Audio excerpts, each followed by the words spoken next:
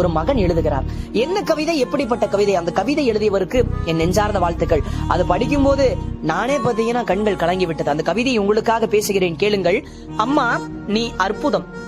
அம்மா சொன்ன அற்புதமான பொய்களில் ஒன்று, கடைசி உருண்டையில் தான் எல்லா சத்தும் இருக்கும், இதை மட்டும் வாங்கி கோடா கண்ணா என்று. நாம் பெற்ற முதல் ரத்த தானம் எது தெரியுமா? நம் அம்மாவின் பால்தான்.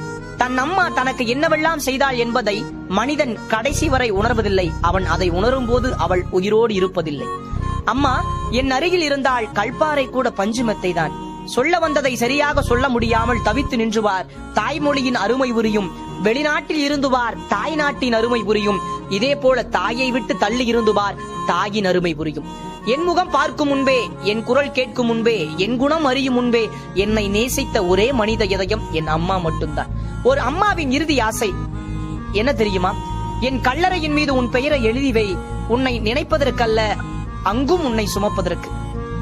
என்னை நடக்க வைத்து பார்க்க வேண்டும் என்ற ஆசையை விட நான் விழுந்துவிடக் கூடாது என்ற கவலையில் தான் இருந்தது என் அம்மாவின் கவனம். நான் ஒரு முறை அம்மா என்று அழைப்பதற்காக பிரசவ நேரத்தில் 1000 முறை அம்மா அம்மா என்று கதறியவள் தான் என் அம்மா. குழந்தைகளின் பல்வேறு அழுகைகளின் அர்த்தம் புரிந்த ஒரே டிக்ஷனரி புக் அம்மா மட்டும்தான்.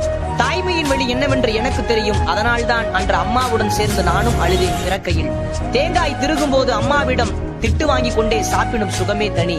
அம்மா அப்பா ஆடம்பரமாய் கட்டி கொடுத்த வீட்டை விட உன் ஆடையில் கட்டி தந்த அந்த தொட்டில் வீடுதான் பெரும் நிம்மதியை தந்தது. நோய் வரும்போது ஓய்வுக்கு பாயை தேடுவதை விட என் தாயை தேடுது மனசு. உலகில் மிகவும் அழகான வார்த்தை எது தெரியுமா? எனக்கு அம்மா. உங்களுக்கு? அம்மா என்பது வெறும் பெயர் அல்ல, மறப்பதற்கு அது உயிரோடு கலந்த உதிரத்தின் உறவு.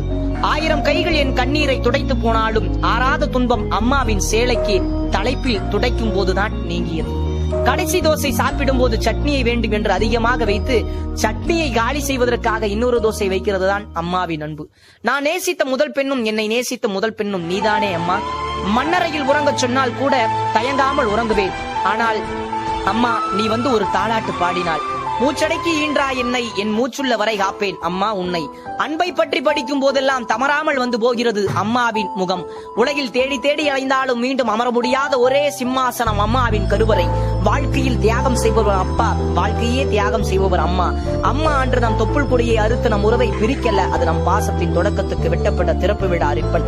உணவு என்பது மருந்து, ஆடை என்பது மானம், பணம் என்பது தேவை, ஆங்கிலம் என்பது மொழி, தமிழ் என்பது உயிர், அம்மா என்பது பாசம். நிச்சயம் இந்த கவிதை உங்களுக்கு பிடிச்சிருந்தா உலகம் வாழ்ந்து கொண்டிருக்கோம் எல்லாருக்குமே அனுப்புங்க. மீண்டும் ஒரு நல்லதொரு கருத்தில் சந்திக்கும் வரை உங்களிடம் வந்து விடைபெறுவது உங்கள் அன்பு தமிழன் சேலம் RJ குட்டி.